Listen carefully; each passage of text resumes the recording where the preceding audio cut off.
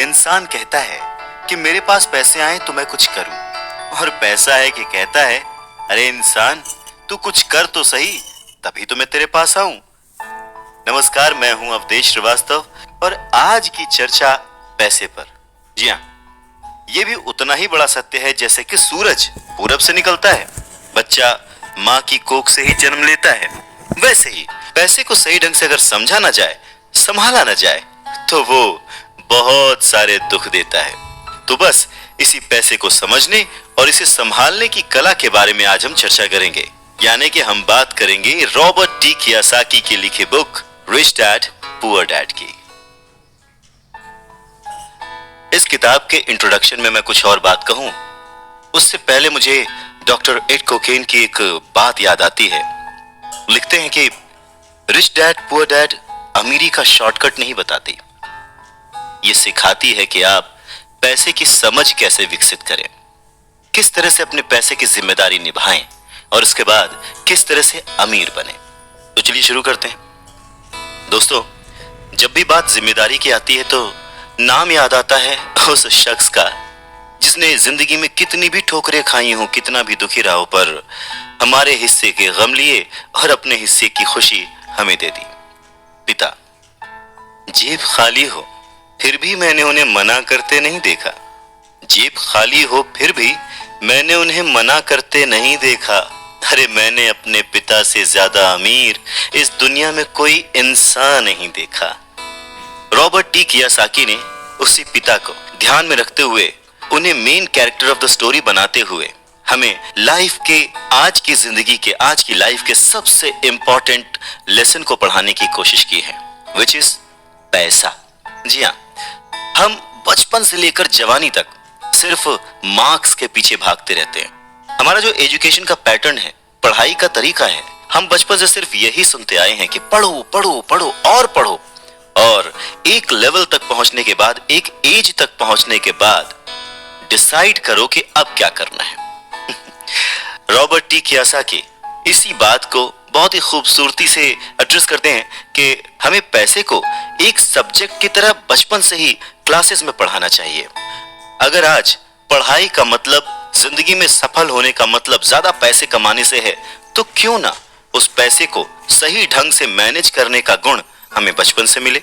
Schools 6 घंटे के, 8 घंटे के होते हैं, पर बाकी जो वक्त है वो घर पे बीतता है। तो कहीं ना कहीं स्कूल हो या घर हो, बच्चे को बचपन से ही पैसे की अहमियत, उसकी इंपॉर्टेंस, उसकी मैनेजमेंट के बारे में अगर पढ़ाया जाए तो इसमें कोई भी गलत बात नहीं है। मुझे लगता है कि ये बात कहीं ना कहीं मिसिंग थी। शायद कई सालों से ये जद्दोजहद है कि इसे शुरू किया जाए, इसे समझाया जाए। बहुत सारी फिल्में बनी हैं इस पर, लेकिन आज भी हम मार्क्स और मार्क्स के पीछे ही भागते हैं।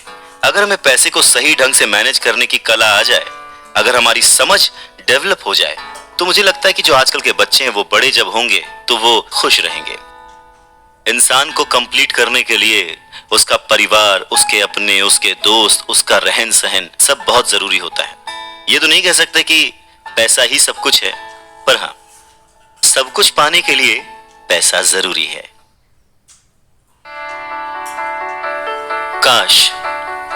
काश कि मैंने ये बुक 20 साल पहले पढ़ी होती। ये लाइन अमेरिका के एक बहुत ही बड़े बिल्डर लैरिसन क्लार्क ने कही थी जब उन्होंने रिच डैड पुअर डैड पढ़ी थी। वक्त ऐसे ही बीत जाता है और हम काश में फंसे रह जाते हैं।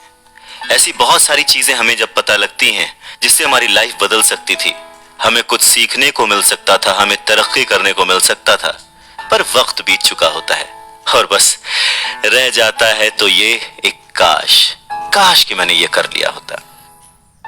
नमस्कार, मैं हूं अवधेश श्रीवास्तव और आज हम चर्चा कर रहे हैं रॉबर्ट टी कियोसाकी की लिखे book rich dad poor dad पर।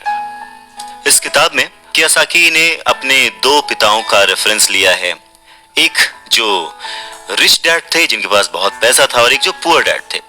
रॉबर्ट कियोसाकी अपने दोनों पिताओं को, दोनों डैड्स को बराबर का सम्मान देते थे और उनके जो दोनों पिता थे वो भी उन्हें उतना ही प्यार करते थे।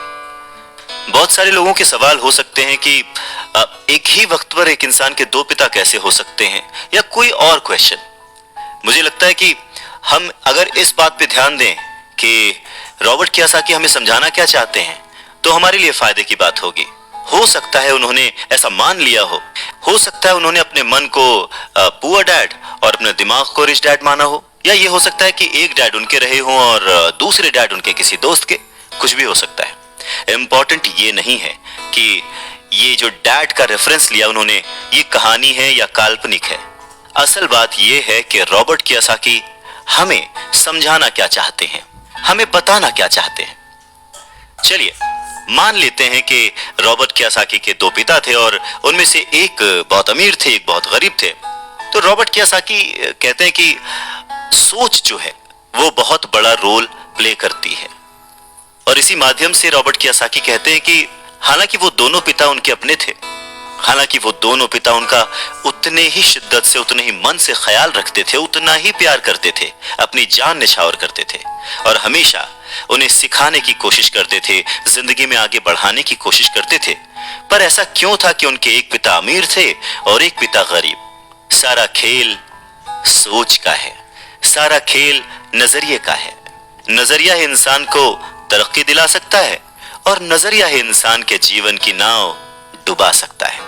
तो ये हमारे ऊपर है कि हम किस रंग के चश्मे को पहनकर कैसा मौसम देखते हैं। किसी शायर ने क्या खूब कहा है कि जैसा दर्द हो वैसा मंजर होता है, अरे मौसम तो इंसान के अंदर होता है। और उसी अंदर के मौसम को हमेशा बनाए रखने, अपने आप को पॉजिटिव रखते हुए, अपना नजरिया सकारात्मक रखते हुए अगर हम आगे सोचें तो कुछ अच्छा तो जरूर होगा। बातें और भी हैं, सुनते रहिए।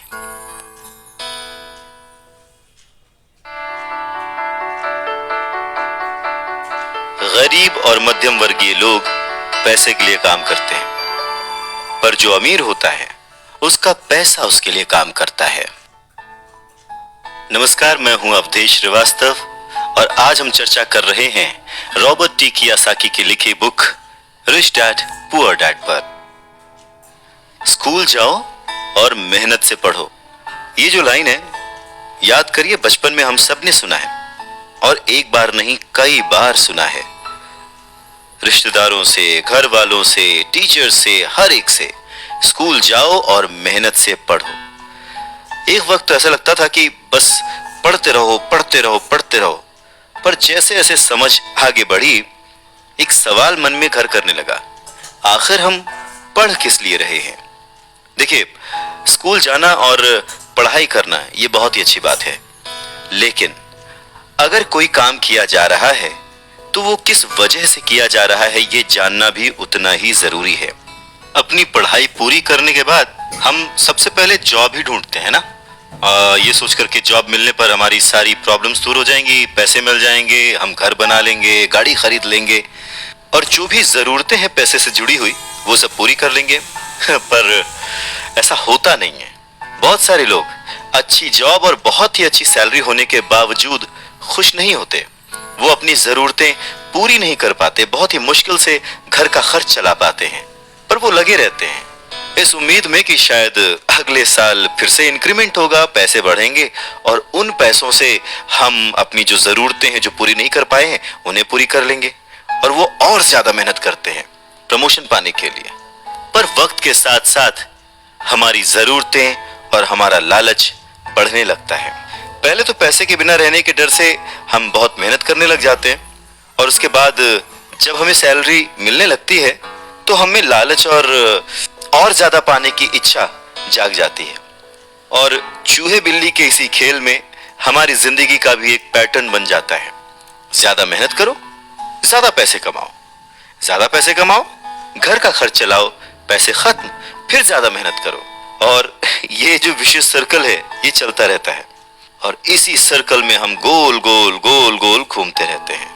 अगर हमारे पास ज्यादा पैसे आ भी जाएं तो भी हमें इस विशेष सर्कल में घूमने की आदत पड़ जाती है। हमें डर और लालच पर काबू पाना सीखना बहुत जरूरी है, क्योंकि अगर हम अमीर बन भी गए तो इन आदतों की वजह से हम हमेशा डर के साए में रहेंगे और अपनी जिंदगी को एंजॉय नहीं कर पाएंगे।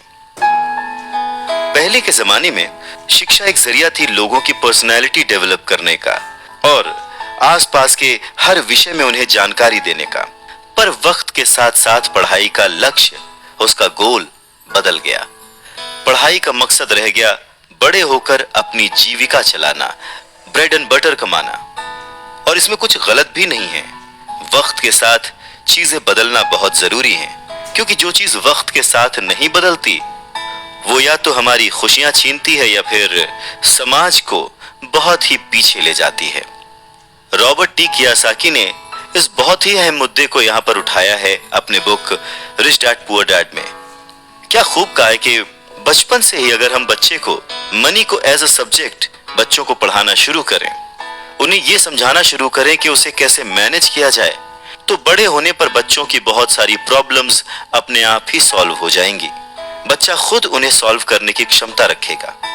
पर कहीं ना कहीं रॉबर्ट टी कियोसाकी ने इस बात का पूरा ध्यान रखा है कि पैसे को रिश्तों के ऊपर न रखा जाए। तभी तो उन्होंने इस विषय को रिश्तों के माध्यम से ही समझाने की कोशिश की है। रॉबर्ट टी कियोसाकी के पहले जो डैडी थे वो हमेशा ये कहते थे कि मैं इसे कैसे खरीद सकता हूं। वहीं जो उसके दूसरे डैडी थे वो कहते थे मैं इसे क्यों नहीं खरीद सकता हूं। दोनों की सोच में अंतर था, दोनों के शब्दों में अंतर था। यानी कि जिसे हम जिंदगी में पाना चाहते हैं, जिसे संभालना चाहते हैं, जैसे कि पैसा, तो उसके बारे में अगर बचपन से जाना जाए तो क्या ये सही नहीं होगा? आज जिस तरह से पढ़ाई की जाती है, बच्चा ग्रेजुएट होकर सोचता है कि अब मैं कौन सी नौकरी करूंगा। क्या ये सही नहीं है कि थोड़ा और पहले से बच्चे को इस विषय के बारे में और अच्छे से और डीपली पढ़ाया जाए, समझाया जाए? ये तो वही बात हो गई, जाना था जापान, पहुंच गए चीन। यानी कमाना था पैसे, पर जब तक इसकी समझ आई तब तक बहुत देर हो चुकी थी। यानी कि हमें सबसे पहले ये समझने की जरूरत है कि हम खुद एक्सेप्ट करें कि हम इसे कैसे पा सकते हैं, इसे कैसे संभाल सकते हैं, और वही सही शिक्षा हम अपने आने वाली पीढ़ी को भी दे सकते हैं।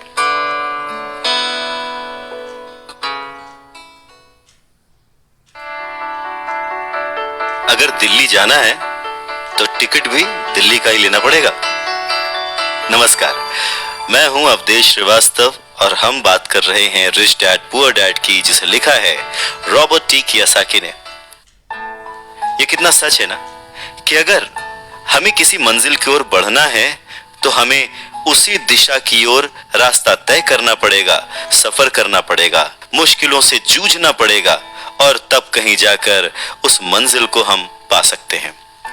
धन संबंधी जो शिक्षा है उसके बारे में भी कुछ ऐसा ही है। धन कमाना एक अलग बात है, पर उस धन को सही ढंग से संभालना एक अलग कला है। पैसा एक तरह की ताकत है, पर इससे भी बड़ी ताकत है उसे संभाल कर रखने की समझ। पैसा तो आता और जाता रहता है, पर अगर आप ये जानते हैं कि पैसा किस तरह से काम करता है तो आप ज्यादा ताकतवर हो जाते हैं और आप दौलत कमाना शुरू भी कर देते हैं। देखिए, केवल सकारात्मक सोच से ही समस्या हल नहीं होती है। हाँ, ये जरूर है कि सकारात्मक सोच आपको उस दिशा की ओर बढ़ने की हिम्मत देती है। देखिए ना, ज्यादातर लोग स्कूल में पढ़ते हैं और वहां पर वो कभी ये नहीं सीख पाते कि पैसा काम किस तरह से करता है। इसीलिए वो पैसे के लिए काम करने में अपनी पूरी जिंदगी बर्बाद कर देते हैं। रॉबर्ट टी कियोसाकी कहते हैं कि उनकी ये पैसे से जुड़ी हुई शिक्षा, वित्तीय शिक्षा, जब वो केवल 9 साल के थे तभी शुरू हो गई थी।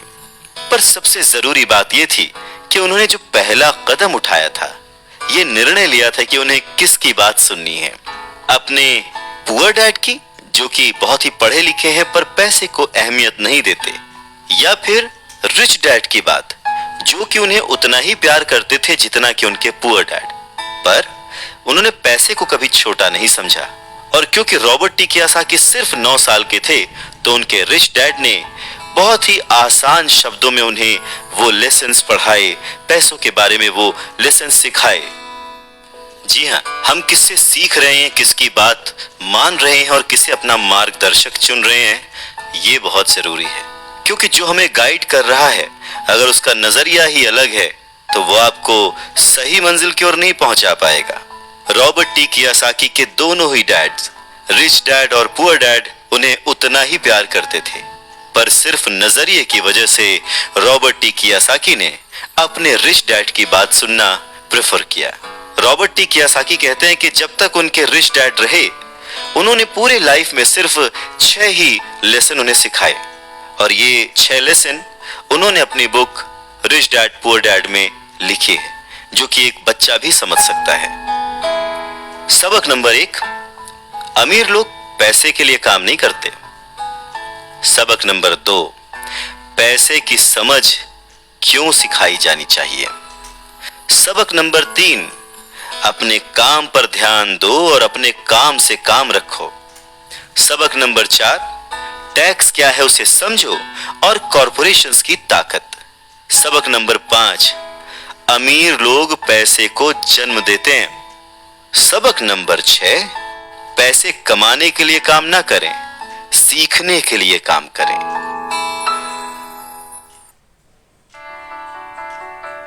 अमीर लोग पैसे के लिए काम नहीं करते। नमस्कार, मैं हूं अवधेश श्रीवास्तव और हम चर्चा कर रहे हैं रिच डैड पुअर डैड की। ये समझने की कोशिश कर रहे हैं कि आखिर अमीर और अमीर कैसे होता जाता है। रॉबर्ट टी कियासाकी एक कहानी का जिक्र करते हैं। कहते हैं कि जब वो छोटे थे तो उन्होंने अपने डैडी से पूछा कि डैडी, क्या आप बता सकते हैं कि अमीर कैसे बना जाए। ये सुनकर उनके पुअर डैडी, जो कि एक स्कूल में पढ़ाते थे, उन्होंने कहा कि बेटे, तुम अमीर क्यों बनना चाहते हो। इस पर कियासाकी कहते हैं कि कुछ बच्चों ने और उनके पेरेंट्स ने उन्हें गरीब कहा। ये सुनकर उनके पुअर डैड सोच में पड़ जाते हैं और फिर उसके बाद उनसे कहते हैं, देखो, अगर तुम अमीर बनना चाहते हो तो तुम्हें पैसे बनाना सीखना चाहिए। इस पर कियासाकी ने अपने डैड से पूछा, मैं पैसे बनाना किस तरह से सीख सकता हूं। तो डैड ने जवाब दिया, अपने दिमाग से। और उसके बाद वो अपना चश्मा पहनकर अपना अखबार पढ़ने लग गए, जिसका मतलब ये था कि अब इससे ज्यादा मुझसे और कोई सवाल मत पूछना, क्योंकि मुझे इसके बारे में कुछ नहीं पता। इस बात को कियासाकी पूरी रात सोचते रहे और अगली सुबह अपने सबसे अच्छे और करीबी दोस्त माइक को अपनी ये बात बताई। उन्होंने माइक से पूछा कि क्या वो ये पैसे बनाने वाले काम में उनके बिजनेस पार्टनर बनेंगे। माइक ने उनसे पूछा, ठीक है, मैं तुम्हारे साथ हूं, पर तुम पैसा कैसे कमाओगे और हमें क्या करना चाहिए। इस पर कियासाकी ने ठीक वही जवाब जो उनके पिता ने उन्हें दिया था, उनके डैड ने उन्हें दिया था, बता दिया कि भाई, मुझे नहीं पता, लेकिन फिर भी क्या तुम इस काम में मेरे पार्टनर बनना चाहते हो। और फिर दोनों दोस्तों ने एक दूसरे का साथ दिया, बिजनेस पार्टनरशिप पक्की हो गई। कुछ दिन बीते, दिमाग दौड़ाया गया और आखिरकार उनका स्कूल जाना सफल रहा। स्कूल की क्लास में उन्होंने कुछ ऐसा पढ़ा था जिसे सोचकर कियासाकी को लगा कि बस पैसा बनाने का फॉर्मूला तो मिल गया, और बस उसी आइडिया को फॉलो करते करते कियासाकी और माइक ने ढेर सारा कच्चा माल इकट्ठा कर लिया, बहुत मेहनत की और अपने डैड की गैराज में उन्होंने कुछ सिक्के बनाए। और जब उनके डैड ने उन्हें देखा तो उन्होंने पूछा कि तुम क्या कर रहे हो। तब कियासाकी का जवाब था, जैसा आपने कहा था, पैसे बना रहा हूं।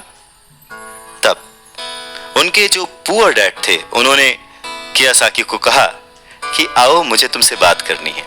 कियासाकी और माइक वहां सीढ़ियों पर बैठ गए। साथ में कियासाकी के डैड और माइक के डैड, जो कि रिच थे, वो भी बैठ गए। यहाँ पे मैं आपको बताना चाहता हूं कि इस पूरी कहानी में जो कियासाकी ने अपने रिच डैड को रेफर किया है, वो दरअसल माइक के पिता थे। और फिर बच्चों की इस हरकत को देखकर कियासाकी के पुअर डैड ने अपनी बात को और डिटेल में समझाया और अपनी बात को करेक्ट किया। पहली बार उन्होंने बच्चों को बताया कि गैर कानूनी क्या होता है। बच्चों को लगा कि जो उन्होंने किया वो सही था, पर जब उन्होंने जाना कि ये अलाउड नहीं है, सिक्के छापना अलाउड नहीं है, उसके पीछे कई तरीके होते हैं, कानूनी, गैर कानूनी, ये सब बातें जब बच्चों ने समझी तो उनका मुंह उतर गया। फिर उन्होंने पूछा, तो फिर हम अमीर कैसे बन सकते हैं। तब कियासाकी के डैड ने उनसे कहा कि अगर तुम्हें सच में अमीर बनना है, रिच बनना है, तो तुम मुझसे नहीं, माइक के डैड से पूछो। कियासाकी ने अपने डैड से कहा, पर आप क्यों नहीं बता सकते, हम गरीब क्यों हैं। कियासाकी के पुअर डैड ने कहा, क्योंकि मैं एक टीचर हूं और मैंने पैसे कमाने की राह नहीं चुनी है। पैसे कमाने के लिए तुम्हें माइक के डैड से ही पूछना पड़ेगा। क्या खूबसूरत बात समझाई है कियासाकी ने कि अगर हमें कोई पर्टिकुलर गोल अचीव करना है कोई लक्ष्य प्राप्त करना है तो हमें रास्ता भी सही चुनना होगा, मार्गदर्शक भी सही चुनना होगा। कहते हैं कि सफल होने के लिए मेहनत करना बहुत जरूरी है। मेहनत तो एक मजदूर भी करता है, पर सफलता पाने के लिए, सक्सेस पाने के लिए सही दिशा में सही स्ट्रैटेजी के साथ मेहनत करने से ही सक्सेस हासिल होती है।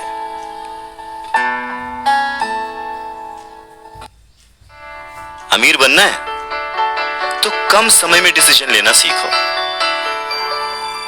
नमस्कार, मैं हूं Avdhesh Srivastava. Robert T Kiyosaki के पुअर डैड ने उन्हें कहा कि उन्हें उनके फ्रेंड माइक के डैड से पूछना चाहिए कि पैसे कैसे कमाए जाते हैं, सक्सेसफुल कैसे हुआ जाता है। तो रॉबर्ट टी कियोसाकी ने और उनके फ्रेंड माइक ने यह डिसाइड किया कि वो अपने रिच डैड से ये बात जरूर पूछेंगे कि अमीर कैसे बना जाए, पैसे कैसे बनाए जाए। रॉबर्ट टी कियोसाकी ने अपने रिच डैड से पूछा कि क्या वो उन्हें पैसा बनाना सिखाएंगे। इस पर उनके रिच डैड ने एक शर्त रखी, और शर्त ये थी कि वो बच्चे उनके साथ काम करते हुए सीखेंगे, न कि क्लास में बैठकर लेक्चर सुनते हुए। उन्होंने कहा कि मेरे पास इतना वक्त नहीं है कि मैं तुम्हें क्लास में बैठकर पढ़ाऊं और जिसका तुम कोई प्रैक्टिकल इस्तेमाल ना कर सको। इस बात को सुनकर रॉबर्ट टी कियोसाकी और माइक थोड़ा सा कंफ्यूज हो गए। वो समझ नहीं पा रहे थे कि उन्हें हाँ कहना चाहिए या नहीं। उन बच्चों की कंफ्यूजन देखकर उनके डैड ने उनसे कहा, अगर जिंदगी में सक्सेस पाना चाहते हो, सफल होना चाहते हो, तो कम समय लेकर डिसाइड करना सीखो, जल्द से जल्द डिसीजन लेना सीखो।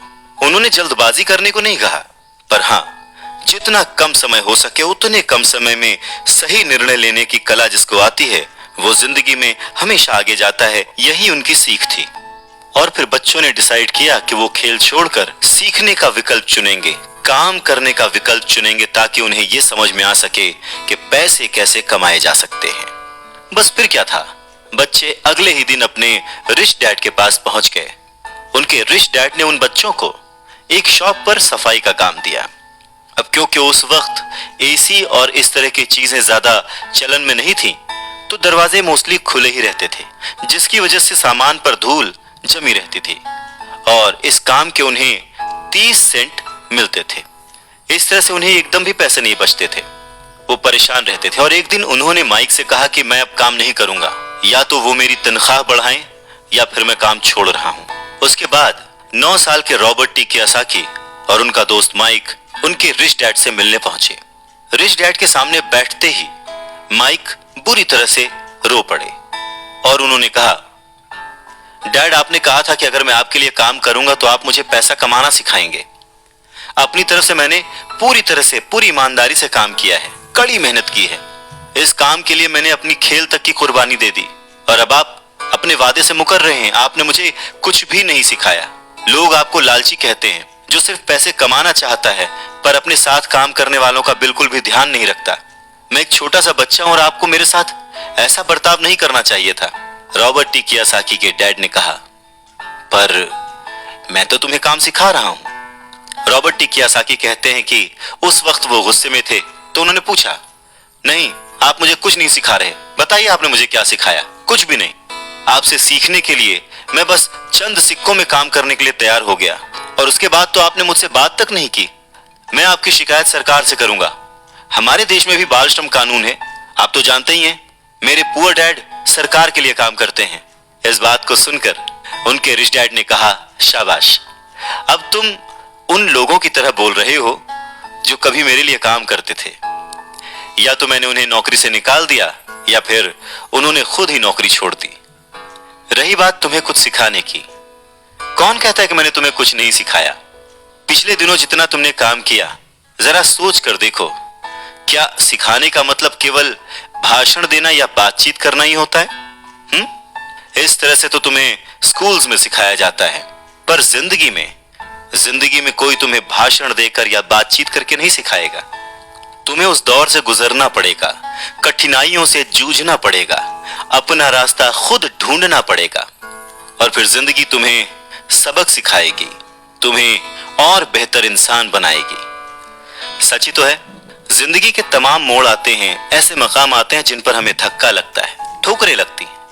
हम उस वक्त परेशान होते हैं कि हमारे साथ ऐसा क्यों रहा है, पर अगर ध्यान से देखा जाए तो जिंदगी उस झटके के जरिए हमें कह रही होती है कि जाग जाओ, मैं तुम्हें कुछ सिखाना चाहती हूँ। पर 9 साल के रॉबर्ट टी कियोसाकी को ये बड़ी बड़ी बातें समझ नहीं आई।